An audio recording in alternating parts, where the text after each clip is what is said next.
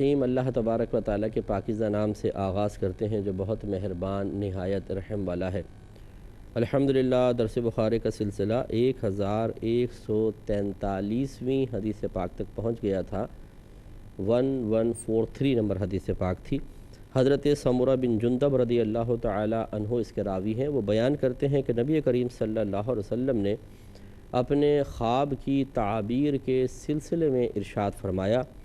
کہ بہرحال وہ شخص جس کے سر کو پتھر سے کچلا جاتا تھا یہ وہ شخص تھا جو قرآن کو حاصل کرتا تھا پھر اس کو چھوڑ دیتا تھا اور فرض نماز پڑھے بغیر سو جایا کرتا تھا۔ تو اس میں اللہ تبارک و تعالیٰ نے اپنے حبیب کریم صلی اللہ علیہ وسلم کو ایک روحانی معراج کروائی، اس کا ذکر ہے۔ یہ یاد رکھیں کہ سرکار صلی اللہ علیہ وسلم کو کم و بیش 32 معراجیں ہوئی ہیں، جن میں سے ایک معراج تو جسم و روح کے مجموعے کے ساتھ ہے، جس میں یہ مشہور تذکرے ہیں اور بیانات بھی ہوتے ہیں کہ سرکار جبریل امین تشریف لائے، ام ہانی رضی اللہ تعالی عنہا کے گھر سرکار جلوہ افروز تھے، پھر آپ کو حرم شریف لے گئے، پھر وہاں آپ کا قلب سینہ چاک کیا، قلب اطہر باہر نکالا، اسے دھویا گیا، پھر سرکار نے سفر فرمایا پہلا، دوسرا، تیسرا، چوتھا آسمان، اور جس کا ذکر قرآن عظیم میں سورہ اسراء میں ہے۔ اور باقی 31 جو معراجیں ہیں یہ روحانی تھی۔ روحانی کا مطلب آپ کو خواب دکھایا گیا اور خواب میں آپ کو عروج ہوا ہے، آپ آسمانوں پر گئے ہیں اور مختلف قسم کے مناظر دیکھے ہیں۔ چونکہ انبیاء علیہم السلام کا خواب وحی الہی کی ایک صورت ہے، لہٰذا اس میں کوئی ایسا نہیں ہے کہ کوئی آپ کو وسوسہ آیا ہو یا وہ خواب معاذ اللہ ثم معاذ اللہ من جانب شیطان یا من جانب نفس یا طبیعت کے تقاضے کی وجہ سے ہو، ایسا نہیں، خاص اللہ کی طرف سے ہوتا ہے۔ اور وہ جو آپ دیکھتے ہیں اس میں سہو و نسیان نہیں ہوتا، جو چیزیں بالکل واضح طور پہ چیزیں نظر آتی ہیں، اور جب نبی صبح جاگتے ہیں، اور یہ سرکار کے ساتھ ہی خاص نہیں، ہر نبی کو جو خواب نظر آتا ہے وہ وحی الہی کی ایک صورت ہوتی ہے، اور جب وہ صبح جاگتے ہیں تو ان کو خواب مکمل طور پر یاد بھی ہوتا ہے، کیونکہ وحی کے سلسلے میں سہو اور نسیان سے انبیاء علیہ السلام کو محفوظ کر دیا گیا ہے، اور پھر وہ بیان ہوتا ہے۔ تو یہ ایک حدیث ہے نبی کریم صلی اللہ علیہ وسلم کی عادت مبارکہ تھی، کیونکہ یہ ایک چھوٹا سا حصہ ذکر کیا گیا ہے کہ آپ کی عادت تھی کہ آپ فجر کی نماز کے بعد صحابہ کرام علیہم رضوان سے دریافت فرماتے تھے کہ کسی نے آج رات کو خواب دیکھا ہے؟ اگر دیکھا ہوتا وہ بیان کرتا اور رحمت کونین صلی اللہ علیہ وسلم اس کی تعبیر ذکر فرماتے، اور اگر کوئی اس طرح اپنا خواب بیان نہ کرتا تو اگر نبی کریم صلی اللہ علیہ وسلم نے ملاحظہ فرمایا ہوتا تو آپ اس کو ذکر فرماتے۔ تو اسی طرح ایک دفعہ سرکار نے صحابہ سے پوچھا، جب جواب میں انکار آیا تو رحمت کونین صلی اللہ علیہ وسلم نے بتایا کہ آج رات میرے پاس 2 آنے والے آئے اور مجھے آسمانوں پر لے گئے، اور وہاں پھر سرکار نے یہ منظر دیکھا۔ سوال یہ پیدا ہوتا ہے کہ یہ کیوں دکھایا گیا؟ یقینی سی بات ہے اس لیے تاکہ آپ امت کو بتائیں،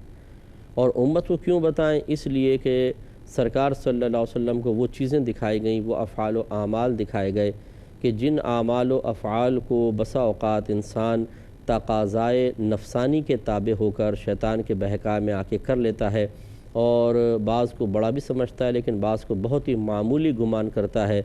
اور اس کو یہ پتہ نہیں ہوتا کہ اگر میں توبہ کیے بغیر مر جاؤں تو میرا انجام کیا ہوگا، اور وہ اس کام کو کرتا چلا جاتا ہے۔ تو بہتر ہے کہ امت کی بیداری کے لیے، اس کو تنبیہ کرنے کے لیے، ہوشیار کرنے کے لیے، اور گناہوں سے کنارہ کشی کی طرف اس کے قلبی میلان کے لیے ایسی چیزیں نبیوں کو دکھا کر بیان کا حکم دیا جاتا ہے تاکہ لوگ عبرت حاصل کریں، نصیحت حاصل کریں۔ مقصود یہ ہوا کہ رحمت کونین صلی اللہ علیہ وسلم اس لیے بیان فرما رہے ہیں تاکہ ان کو سننے کے بعد ہم اپنا محاسبہ کر کے غور کریں کہ ان افعال میں ہم بھی مبتلا تو نہیں ہیں، اگر ہیں تو فوراً سے پیشتر ہمیں ان افعال کو چھوڑنا چاہیے، اور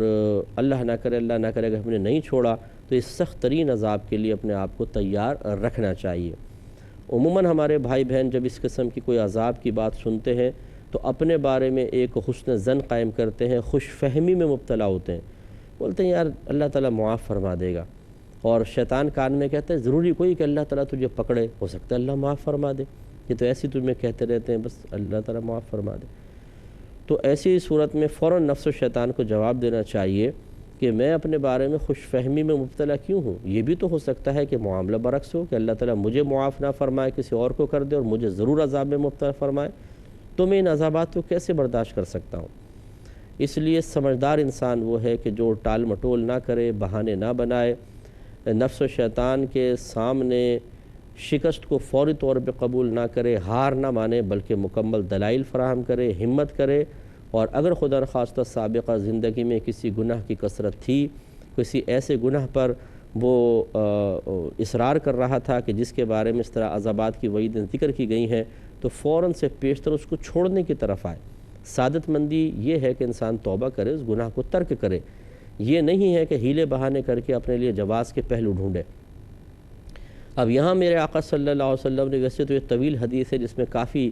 گناہوں کا تذکرہ ہے، اور جو ہمارے بھائی بہن الہادی پروگرام دیکھتے ہیں وہ اس حدیث کو میں نے بڑی تفصیل کے ساتھ وہاں پر ذکر کیا ہے، لیکن یہاں ایک حصہ ذکر کیا، وہ میں تشریح کی عرض کرتا ہوں۔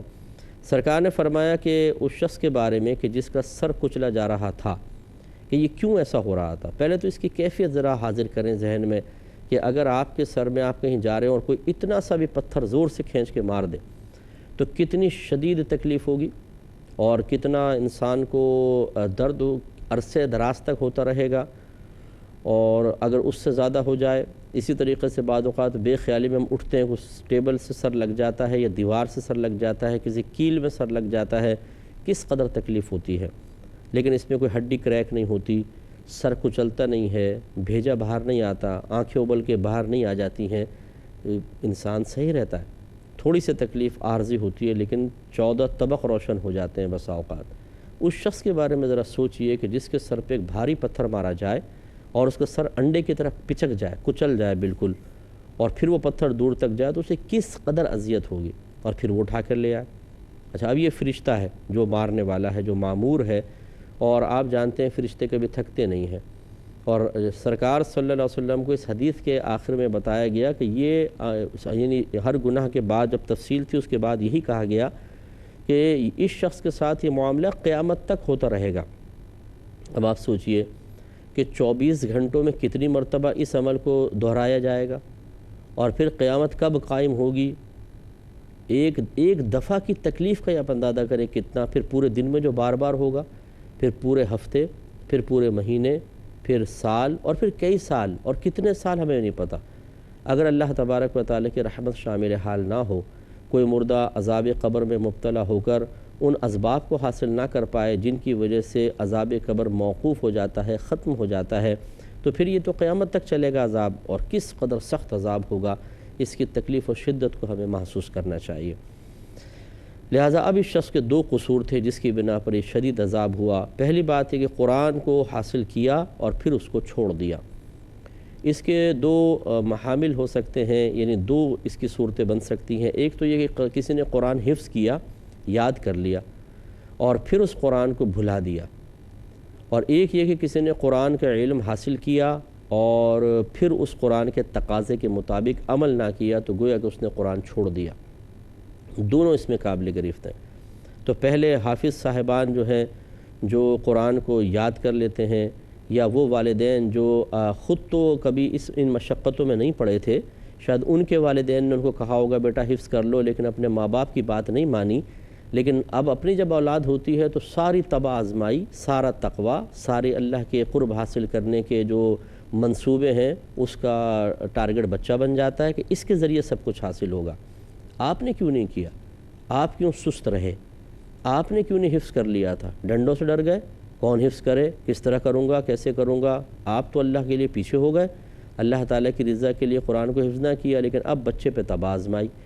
بچے کو ہم سوچنے کا موقع ہی نہیں دیتے، اسے اختیار ہی نہیں دیتے، ہم کہتے ہیں زبردستی تمہیں حفظ کرنا ہے۔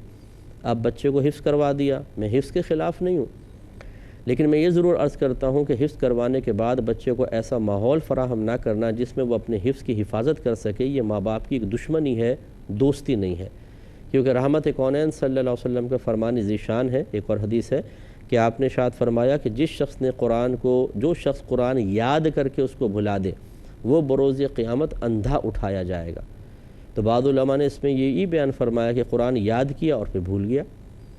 بعض نے یہ کہا ہے کہ قرآن کو یاد کرنے سے مراد قرآن پاک کا علم حاصل کیا اور عمل پیرا نہ ہوا۔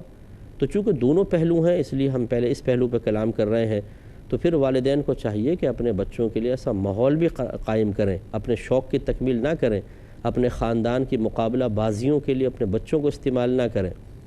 مقابلہ بازی اس طریقے سے کہ بعض اوقات بہن کے بچے نے حفظ کیا تو بھائی بھی جوش میں آ گیا، اس کے بہن کے بچے نے کر لیا میں کیوں پیچھے رہوں، وہ بھی آگے، پھپھو کے بیٹے نے کیا ہم کیوں پیچھے رہیں، ہمارے گھر میں بھی ایک حافظ ہونا چاہیے۔ اس مقابلے میں بسا اوقات کرتے ہیں، تو یہ تو مطلب سوچیں ہی صحیح نہیں ہے۔ تو بہرحال اگر حفظ کروائیں تو سب سے پہلے یہ دیکھیں بچہ جب تھوڑا سا بڑھے گا اور آپ کے قابو میں نہیں رہے گا، خصوصاً باہر کے ملکوں میں رہنے والے بھائی بہنوں سے میری مؤدبانہ گزارش ہے، جب آپ جانتے ہیں کہ آپ کے بچوں کو قانونی پروٹیکشن حاصل ہے، آپ انہیں نہ ڈانٹ سکتے ہیں، نہ مار سکتے ہیں، نہ ان کے ساتھ سختی روا رکھ سکتے ہیں، اور آپ یہ بھی اچھی طرح جانتے ہیں کہ ٹین ایج میں آنے کے بعد پھر تو بچہ بالکل ہی بے قابو ہو جائے گا، کالج میں جب جائے گا تو پھر آپ کے لیے بہت ہی پرابلم ہو جائے گی اور آپ کچھ بھی اس کے ساتھ نہیں کر سکیں گے۔ تو کس امید پر آپ حفظ کروا رہے ہیں؟ یا تو آپ گھر میں اچھا ماحول رکھیں پھر ٹھیک ہے، اور اگر نہیں ہے ماحول اور آپ کو یقین ہے کہ بچہ آگے چل کر بے قابو ہوگا اور قرآن کو ہاتھ بھی نہیں لگائے گا اور پورا قرآن بھول جائے گا، تو پھر یہ حفظ کیوں کروایا جا رہا ہے؟ پھر تو بچے کے لیے آپ ایک مشکل کھڑی کر رہے ہیں۔ اسی طریقے سے بچیوں کے لیے خاص طور پر کہ ان کو دوسرے گھر جانا ہوتا ہے، وہاں ساس کیسی ملے، نندے کیسی ہوں، شوہر کیسا ہو، مصروفیت کیسی ہو، پھر بچے پیدا ہو جاتے ہیں عورتوں کے۔ اکثر ہماری ایشیائی خواتین خود کام کرتی ہیں، چاہے کسی بھی ملک میں ہوں، سب بہنیں وہاں پر کام کر رہی ہیں، تو پھر قرآن کے حفظ کی حفاظت کیسے پاسبل ہوگی؟ وہ بچے سنبھالے، شوہر کی خدمت کرے، گھر کا کام کرے، باہر کا کام کرے، یا قرآن کے حفظ کی حفاظت کرے؟ ماں باپ نے اپنا شوق پورا کر لیا، بہت خوشی، کیونکہ اس میں واہ واہ بھی ہوتی ہے، میں کسی کی نیتوں پہ شک نہیں کر رہا ہوں، لیکن یہ مطلب معاشرے کا ایک حصہ ہے۔ ہم نے دیکھا ہے کہ بچے نے حفظ کیا، ماں باپ تحفے سمیٹ رہے ہیں اور شاباشیں سمیٹ رہے ہیں اور بہت خوش ہیں، جیسے ہم نے بہت بڑا کمال کر لیا بچے کو حفظ کروا کے۔ حالانکہ قرآن پاک کا حفظ نہ بچے کا کمال ہے نہ آپ کا کمال ہے، یہ صرف اللہ کا کمال ہے کہ اتنی کثیر آیات، تقریباً 6666 آیات میں اختلاف ہے، کوئی عادت بتاتے ہوئے کچھ، بہرحال 6666 آیات، اور پھر بچے کو یہ پوری غیر مادری زبان، مدر لینگویج تو نہیں ہے، سینے میں محفوظ ہو جائے، کہ یہ ہم کر سکتے ہیں؟ اگر کر سکتے ہیں تو آپ اردو زبان یا انگلش زبان کا 16 صفحے کا رسالہ ذرا بچے کو یاد کروا کر دیکھیں، ابھی پتہ چل جائے گا کہ یاد کرنا کتنا مشکل ہے۔ اللہ کا کمال ہے، لیکن والدین عزت سمیٹ رہے ہوتے ہیں، اس کے بعد بچے کے مستقبل کی فکر نہیں ہوتی ہے اور بچہ وہ قرآن پڑھ کے بھلا دیتا ہے۔ پھر کہتے رہتے ہیں بس ہلکا ہلکا، بیٹا قرآن دیکھ لو، یاد کر لو، قرآن تم نے حفظ کیا تھا۔ پھر کہتے ہیں، فون کر کے پوچھتے ہیں کہ استاد صاحب ہمارے بچے نے قرآن یاد کیا تھا، پڑھتا ہی نہیں ہے، بھول بھال گیا۔ تو پھر آپ کو کیا نہیں پتہ تھا کہ 10 سال بعد کیا ہوگا، 15 سال بعد کیا ہوگا؟ وہ والدین جن کو یہی علم نہ ہو،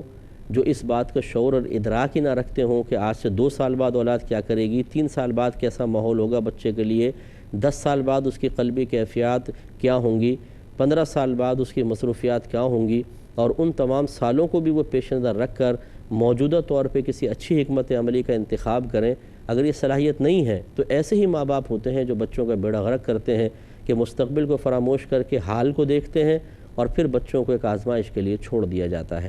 اس لیے یا تو حفظ نہ کروائیں، یہ مستحب امر ہے، کوئی فرضیہ واجب نہیں، اور کروائیں تو پھر مکمل طور پہ والدین بھی ذمہ دار ہیں کہ بچے کو ایک ایسا ماحول فراہم کریں جس میں بچہ روزانہ اس حفظ کو دہرائے، اور خصوصاً رمضان میں وہ قرآن سنائے۔ اگر بالغ ہے تو پھر تو آپ مسجد میں بھی اہتمام کر سکتے ہیں، اور نابالغ ہے تو یہ بالغان کا امام نہیں بن سکتا، یہ فقہ حنفی کا اصول ہے، نابالغ کو نماز پڑھا سکتا ہے، تو اپنے گھر میں اہتمام کریں، رمضان میں بچوں کو بلائیں، ان کو تحفے کا لالچ دیں، کچھ بھی کہ بھئی تراویح کا اہتمام کرو اور بچہ قرآن سنائے بغیر قرآن کی حفاظت نہیں ہو سکتی اور قرآن ذہن میں نہیں رہ سکتا۔ تو اگر اللہ نہ کرے بالفرض حدیث کا مصداق یہی ہو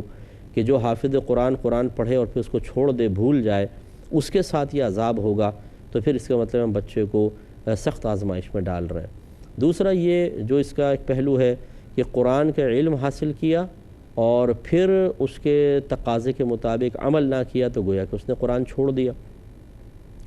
اب اس میں اگر کوئی یوں ڈیڑھ ہوشیار یہ کہے کہ اچھا اس کا مطلب یہ کہ نہ قرآن یاد کرو نہ قرآن کا علم حاصل کرو، تو نہ قرآن کو بھولنا لازم آئے گا، نہ چھوڑنا لازم آئے گا۔ تو ایسے بھولے بادشاہ اور پپو بھائی کے لیے میں یہ گزارش کرتا ہوں کہ جس نے قرآن یاد کیا پھر بھلا دیا وہ قابل گرفت، جس نے قرآن کا علم حاصل کیا پھر عمل نہ کیا وہ قابل گرفت، اور جو بالکل کچھ نہ کرے وہ کیسے انعام کا مستحق ہو سکتا ہے، جبکہ علم حاصل کرنا فرض ہے۔ قرآن کا وہ علم جو ہمارے لیے قابل عمل ہے اور اس کا سیکھنا لازم ہے، اگر نہیں سیکھیں گے تو نہ سیکھنا یہ ہماری جان بچانے کے لیے کافی نہیں ہے، بلکہ اور جان پھنسانے کے لیے مؤثر ہتھیار ہے، شیطان کا مؤثر ہتھیار، کیونکہ اللہ تبارک و تعالیٰ بروز قیامت ہمیں کھڑا کر کے علم کے بارے میں بھی سوال فرمائے گا، اور اگر علم نہیں ہوگا تو جتنے جہالت میں گناہ کیے تھے اس علم کی جہالت میں جس کا سیکھنا فرض تھا اور انسان نے اس فرض کو پورا نہ کیا اور گناہ کرتا رہا اور خطائیں کرتا رہا، رزق حلال کمانے کے اندر مسائل پیدا ہوتے رہے، زوجین کے تعلق کے اندر ان کے حقوق کی ادائیگی کے معاملات میں وہ کوتاہی کا مرتکب ہوا، تو وہ بروز قیامت یہ نہیں کہہ سکتا کہ اللہ تعالیٰ مجھے علم نہیں تھا۔ بھئی نہیں تھا تو سیکھا کیوں نہیں؟ تو اس کے لیے بھی یہ سخت عذاب ہے۔ اس لیے اچھی طرح یاد رکھیں کہ قرآن کا علم حاصل کرنا چاہیے اور اس کے تقاضے کے مطابق عمل پیرا ہونا چاہیے، اور اس علم کو سیکھنے کا بہترین طریقہ یہی ہے کہ ہم ایسے کم از کم ایسے پروگرام دیکھیں، اگر آپ کو اور کہیں کوئی ذریعہ نظر نہیں آتا، کہ جن میں تفصیل سے قرآن اور حدیث کے بارے میں بتایا جا رہا ہو، جیسے ہمارا یہ بخاری کا پروگرام ہے، اسی طرح الہادی ہے، اور اسی طرح احکام شریعت جو ہفتہ اتوار کو 9 سے 10 بجے رات کو لائیو آتا ہے۔ ان 3 پروگرام کو آپ خاص طور پہ دیکھیں، انشاءاللہ آپ کو بہت فائدہ ہوگا، اور آپ کو مختلف قرآنی علوم بذریعہ حدیث بذریعہ قرآن حاصل ہوتے محسوس ہوں گے، کیونکہ حدیث قرآن کی شرح ہے، تشریح ہے۔ بہت سے قرآن میں مجمل بیان کردہ باتوں کو حدیث تفصیل سے ذکر کرتی ہے، تو جب ہم حدیث بیان کرتے ہیں آپ کے سامنے تو قرآن بھی خود بخود بیان ہو رہا ہوتا ہے، اس لیے اس کو ضرور اچھی طرح دیکھا کریں۔ اور دوسرا جو تھا عمل کہ یہ فرض نماز پڑھے بغیر سو جاتا تھا، اس میں بھی 2 احتمال ہو سکتا ہے، عشاء پڑھے بغیر سو گیا اور پھر وہ نماز قضا ہو گئی، فجر کا وقت شروع ہو گیا تو عشاء کا وقت ختم، عشاء نکل گئی۔ تو یہ وہ بھائی بہن ہوتے ہیں زیادہ تر کہ جو یا تو مطلب پڑھتے ہی نہیں ہیں معاذ اللہ، یا پڑھتے ہیں لیکن سستی ہو گئی کہ چلو صبح فجر کے ساتھ اٹھ کے پڑھ لیں گے فجر سے پہلے، اور بعد میں پڑھ لیں گے، آدھی رات کو پڑھ لیں گے، دیر کرتے رہتے ہیں، تاخیر کرتے رہتے ہیں، حتیٰ کہ پھر نیند کا غلبہ ہو جاتا ہے اور نماز نکل جاتی ہے۔ یا اس سے مراد فجر کی نماز ہے کہ جو فجر کی نماز کے وقت سوتا رہے، مؤذن صاحب حی علی الصلاۃ حی علی الفلاح فرمائیں، الصلاۃ خیر من النوم، نماز نیند سے بہتر ہے کہ صدائیں لگاتے رہیں، اور یہ اور رضائی اوپر لے لے کہ نہیں جی نیند نماز سے بہتر ہے معاذ اللہ، اور گرم بستر کو نہ چھوڑے، اور صبح اٹھ کے پھر یہ ایک تو ہے کہ نادم شرمندہ ہو، وہ تو بہت اچھی چلو بات ہے، اور ایک ہے کہ وہ کہے کہ آج تو بہت اچھی نیند آئی ہے، مجھے بڑی گہری نیند آئی ہے، آج تو بڑا پرسکون ہو گیا ہوں میں۔ بھائی نماز چھوڑ کے کیسے انسان سکون حاصل کر سکتا ہے؟ اس کا مطلب ہے کہ آپ کا قلب بیمار ہے۔ جو مطلب بعض اوقات بیمار ہوتے ہیں نا تو ان کو گندی چیزیں بھی اچھی لگنے لگ جاتی ہیں، تو یہ بیمار آدمی کی علامت ہے، ورنہ مومن کبھی بھی عبادت کے ترک پر خوش نہیں ہو سکتا، وہ سکون سے نہیں رہ سکتا، ذہن کے اضطراب، ذہن کے انتشار، ضمیر کی ملامت سے محفوظ نہیں رہ سکتا ہے۔ اس لیے اس بیماری قلب کا علاج بہت ضروری ہے۔ اس پہ مزید کلام کریں گے نیکسٹ پروگرام میں۔ وآخر دعوانا ان الحمدللہ رب العالمین۔